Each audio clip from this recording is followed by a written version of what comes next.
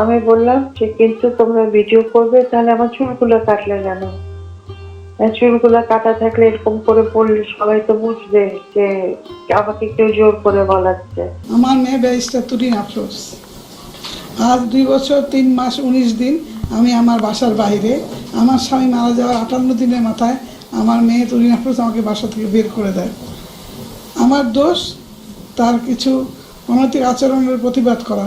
DGFI, army, police, র্যাবের ঊর্ধ্বতন কর্মকর্তাদের ভয় দেখাতো ও মুহূর্তে ওদের ফোন করতো আর বলতো ওরা সবাই ওর বন্ধু। কোনো কিছু বললেই 57 ধারায় গ্রেপ্তার করার ভয় দেখাতো। আমি তো বাবা সব ধারা বুঝি না। আরও বলতো পৃথিবীর যেখানেই থাকো সেখান থেকেই ধরে নিয়ে আসবো। গানম্যান দিয়ে ভয় দেখাতো।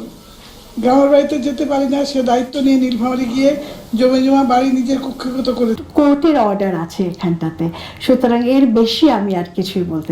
আমি বললাম যে কিন্তু তোমরা ভিডিও করবে, তাহলে আমার চুলগুলো কাটলে কেন? চুলগুলো কাটা থাকলে এরকম করে বললে সবাই তো বুঝবে যে আমাকে কেউ জোর করে বলাচ্ছে। বলে যে তাহলে বোরখা পর, হিজাব পর।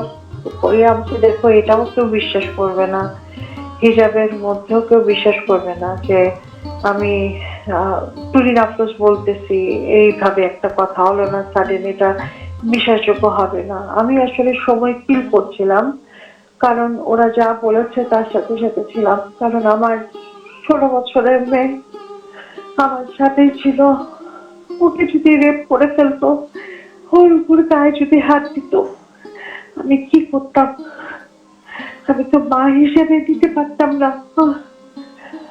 তারপরে কালকে যখন ওই যে ডাকাতির ইস্যুটা যখন অ্যানাউন্সমেন্ট হলো টলো, এবং আমরা কারোর সাথে যোগাযোগ করছিলাম না, ওরা কিছুক্ষণ পর পর এসে ফোন চেক করছিল, নিয়ে যাচ্ছিল চেক করতে, দেখি আপা।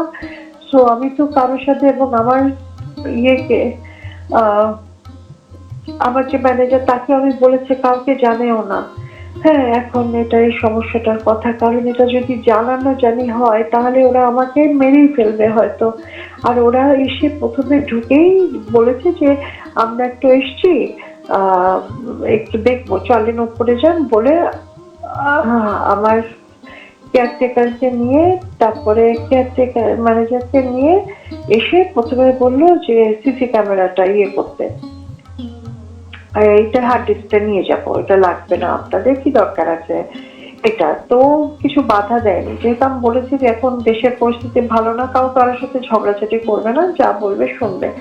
তারপরে ওরা দুজন আমার রুমে চলে আসে এবং আমার বিছানার পাশে, বিছানার সাথেই একটা সোফার সামনে টেবিল, ওটার মধ্যে আমার ওষুধ থাকে আর হচ্ছে কেসি থাকে, যেহেতু ওই যে ওষুধ কাটি আমার ইয়েতে। তো তখন ওই বলে হিজাব করিস না কেন বলে, তারপরে ওইটা বলে এত বয়স হয়েছে এটা, আর বলছে দেশ ছাড়েনলি না কেন, সবাই তো তোর ভাগছে, তোর মা ভাগছে, তোর এই ভাগছে ওই ভাগছে, হ্যাঁ তুই গেলি না কেন? আমি দেশ ছাড়বো না।